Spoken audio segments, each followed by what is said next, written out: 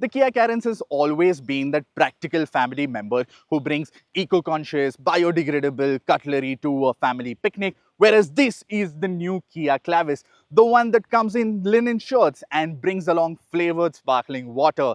Because Kia has sharpened its pencils to get a MPV that has to be taken more seriously. Because the pitch is, it's more comfortable, more luxurious, has more features, and is technologically more advanced than the Carens. And it's not a replacement to the Carens or the facelift to the Carens, because the Carens lineup is going to be distilled to a single variant, the second to base variant, which is going to be aimed at people who want a more affordable MPV as well as fleet owners. Whereas this is for the families who demand more from their MPV. Does it succeed? Let's find out. Now, starting with the design philosophy. Now, Kia has this opposites united design philosophy that they have applied here, which means it gets that digital tiger face, which is in more line with their global design language and looks similar to the EV5 or the EV9 if you've seen them. You get a DRL signature that spans the width of the car with new LED headlamps. Now, the LEDs are only for the top variant. You have 3 different variations for the headlamps, from halogen to the star map LEDs, and the front bumper is also a more cleaner, a more modern looking one with shiny bits down below. You have your ADAS sensor because it gets that. I'll get to that when I drive. And over on the sides, you get 17-inch dual tone alloy wheels for the top variant. The base variant gets 15-inch wheels, the mid variant gets 16-inch wheels. So there are 3 different wheel options depending on the variant you choose. You also get 360-degree camera, a sensor for keyless entry, but it's finished in black. I would have liked it to be the same as the body color, and this is kind of triggering, not very premium of you, Kia. And you have door garnishes that make it look more muscular. You have roof rails, again making it look more sporty, and the overall length has been increased by 10 mm. Now, none of that translates into the cabin. It's just the longer bumpers to give it a better road presence, make it look more bolder on the road. And that brings us to the rear, where a lot of changes have happened. Now, it looks like a Carens, but it's got the new Clavis treatment, which means you have a new signature for the tail lamps. Again, 3 different iterations depending on the variant you choose. You have a thick LED at the rear, which actually works and spans the width of the car. And you have new treatment for the bumper, which looks bolder, more cleaner, more premium with this satin chrome finish. And you have a spoiler and shark fin antenna as standard. In terms of the boot, you get a physical one, not an electric one, but you have 261 liters of boot space, and you can liberate even more by tumbling down the 3rd row or the 2nd row of seats. There's something special there. So let's get into the 2nd row first, and let me show you that. Now let me show you why I mentioned the 2nd seat. Come up close, you will see that there is a button on the 2nd row seats, and when I press it, it electrically tumbles the entire row to give me an easier access into the 3rd row of seats, which I shall be showing you right now. For reference, I'm 6 feet 2 inches tall. The 3rd row of seats can be reclined, have their adjustable headrest, which is really nice. And I'm 6 feet 2 inches and I can actually comfortably fit. If I have someone else with the same build, the same height, we both are going to be comfortable here for like a 3-4 hour journey from, say, Bombay to Pune. And I don't think I'll complain because I get my very own AC vent right here. I get a Type-C charging port, cup holders, phone storage as well, and 3-point seat belts. Now, to give you a reference, the 2nd row of seats can move forward and aft, and it's at the back most space. So if I move it a bit ahead, look at how much space I have. That's a lot, and I'm quite genuinely impressed with the amount of space this offers. Now, front in the 2nd row, you can spec your Carens to have a 7-seat configuration or a 6-seat one like this with captain seats, which again can move forward and aft. You can recline them, have a new upholstery actually for the Clavis that separates it from the Clavis, from the Carens actually. You do have this air purifier that, you know, gets in the way for my knee room, so not very ideal, but you do need an air purifier in these days of high AQIs.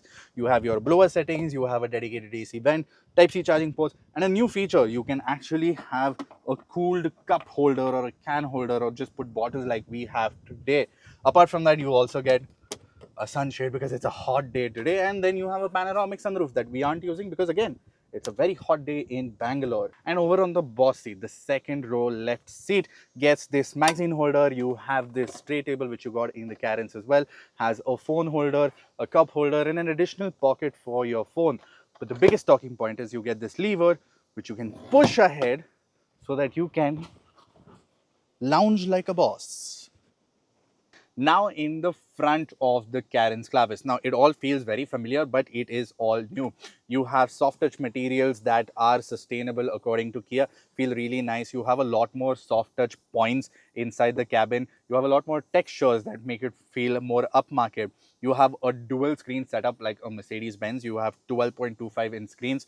Lower variants get 8-inch touch screens which are HD, so that's nice. The OS is typical Kia, very easy to use, very slick. It gets Android Auto, Apple CarPlay. You have to connect it through a wire, so it's not wireless again in the top model, but you can customize the layout, the display, all of that is there. Even the instrument cluster, you can customize it to your liking. Right now I have it set it in the weather mode, wherein it shows you the weather outside right here on the instrument cluster. Below that, you have a new HVAC control center which doubles up as your media control panel. So you flick this button and it switches between, say, fan speed, or it can change between media controls. Again, all touchscreen. You have controls for your fan and your temperature control using knobs, but workable. And it's quite smart. So if I touch around the area, it kind of knows what I want to do if I want to switch between media and HVAC, and it will do so. So quite smart. I was happy using this through the day. The front seats are ventilated. The driver's seat is actually four-way powered, so you can go forward and behind, and they can recline as well. You have a 360-degree camera that is new. The previous Carens got a rear view camera as well as sensors, which was okay to use, but the 360-degree camera makes it a lot more easier to park because it is quite a long car to drive. You also get hill hold assist. You have three different drive modes. So you have eco, normal and sport. I get to that when I start driving. You have an electronic parking brake and an auto hold function. Besides which you get ventilated cup holders in the front as well to keep your drinks cool, which is a boon on such a hot day. In terms of tech, you get a Bose audio system, the same you used to get in the Carens. No complaints there, always liked Bose. And you have other features like a sunglass holder which has soft touch materials on the inside. It's actually very soft to protect your sunglasses, and your button for your panoramic sunroof is also right here. Overall, the cabin space feels a lot more plush, a lot more upmarket compared to the Carens, and it's exactly what they were going for. The materials feel solid, and yeah, speaking of materials, the new steering wheel, it's got a double D style according to Kia, which means it's got a flat bottom and a flat top. It feels smaller in size to hold, but it is chunky, so it's really nice. Got paddle shifters as well in this 1.5-liter turbo petrol engine variant. And in terms of feedback, I'll tell you when I get driving. Actually, let's get driving. So now behind the wheel of the new Kia Carens Clavis. The seating position is great. You can sit really low. You can adjust the steering for reach and rake as well, so you get into a comfortable seating position. The view is great. You can see everything. It is quite wide. The mirrors are proportioned smartly as well, so you can look at the traffic behind, and that is very important when you're driving such a big vehicle. First impressions is you don't feel that it's such a big vehicle when you start driving it. The Kia Carens Clavis gets the same set of drivetrains as before. You get three engine options. You have a 1.5-liter naturally aspirated, one with a turbo petrol and one with a turbo diesel. All three are 1.5-liter engines and can be mated to a 6-speed manual, a 6-speed IMT, a 7-speed DCT, or a 6-speed torque converter unit only for the diesel variant. The one that we are driving actually is the 1.5-liter turbo petrol mated to the 7-speed DCT, and it produces 158 brake horsepower and 253 Newton meters of torque, which in layman's term mean that it goes along rather smartly. Now, despite that fact that the Clavis is longer and heavier than before, it doesn't feel sluggish. It picks up pace with a surprising sense of keenness, and refinement is impressive too. Kia has clearly put in the effort to hush things down, and the result is a cabin that is more serene than most drawing rooms. Road noise, tire thrum, engine vibrations, all are largely present, and you can just hear a bit of the engine when you press and push the car a bit. So another aspect that the engineers at Kia have worked on is the braking, because they've realized that when you have a large family in a car like this, which is a family mover, you have 6 or 7 family members with their luggage on board going for a road trip on a highway which has a speed limit of say 100, 120. This is a lot of weight to stop, so they've worked on the brakes. So now you get all 4 brakes as disc brakes, and the stopping performance has been improved, and thankfully so. You don't have a lot of feedback from the brakes in terms of sportiness or enthusiast driving, but it does stop on a dime without any fusses.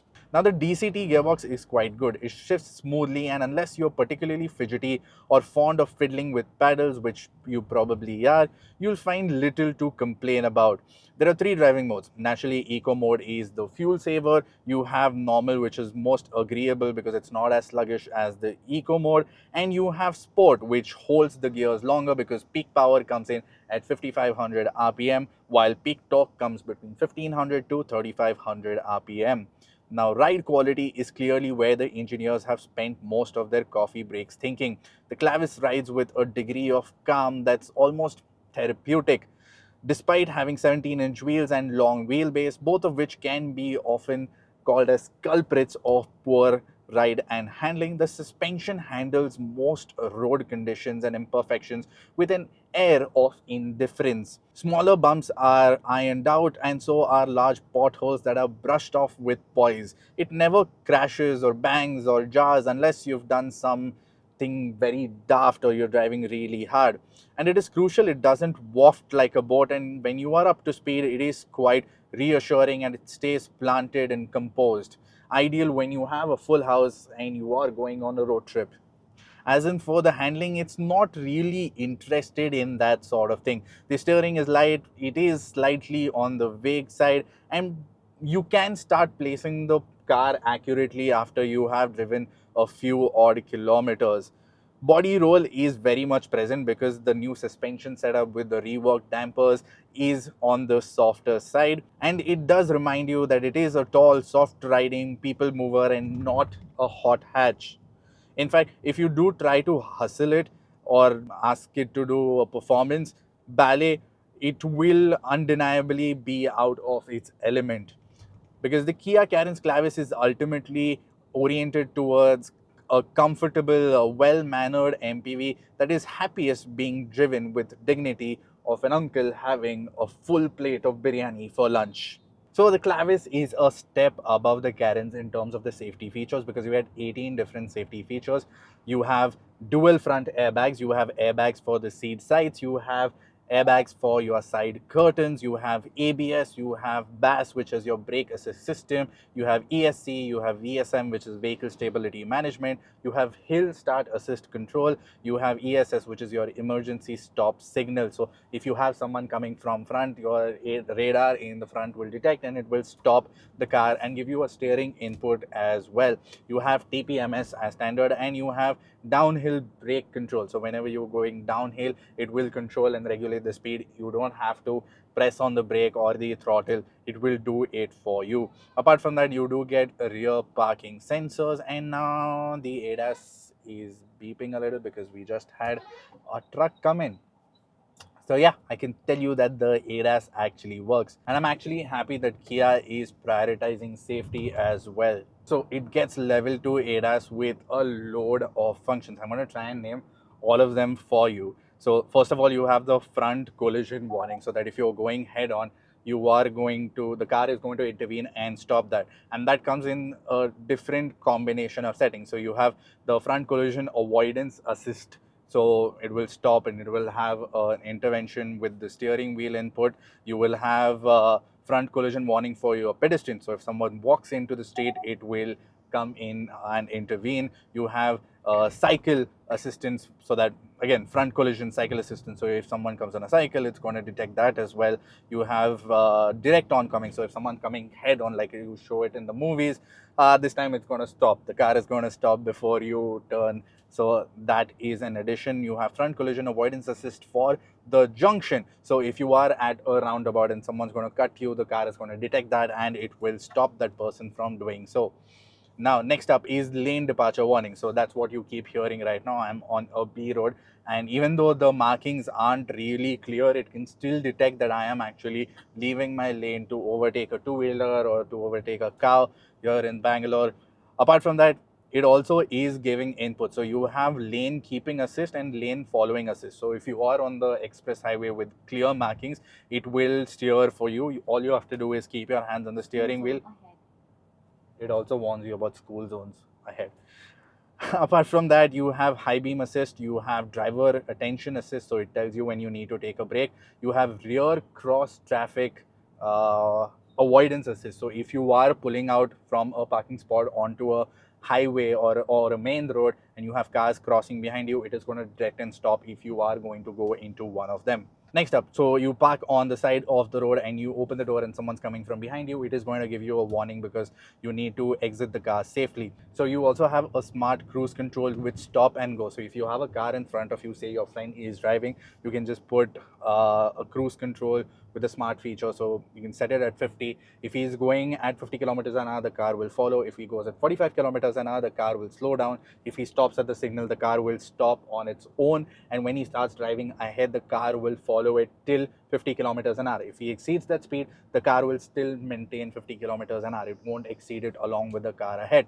Apart from that, you have blind view monitoring system right there on the ORVMs. You have blind spot avoidance assist, so if you don't look in the mirror and just try to overtake if there's a car, it's going to avoid that. So that's all the ADAS functions that I can tell you. I'm sure there are a few more. I'll just list them on the side over here if you want to take a look. Well, while we are shooting this, we don't have the prices for the Kia Carens Clavis. They come towards the end of the month. Booking starts at midnight on the 9th of May. But having spoken to the Kia team, we suspect the prices are going to be very similar to the Seltos, from rupees 12 lakhs to rupees 22 lakh ex-showroom. And at that price point, the Kia Carens doesn't really reinvent the wheel. It just polishes the hubcaps, gets some new comfortable stitching, loads of tech feature, and some radar-based brain power to add to your family drive. And overall, it's the same Kia Carens that we have all loved and cherished, but now it gets a LinkedIn profile of its own. What do you guys think? Let us know in the comments below. And if you have any questions, add them as well and we'll do our best to answer them. And don't forget to like, share and subscribe to the Top Gear India channel. We'll see you next time.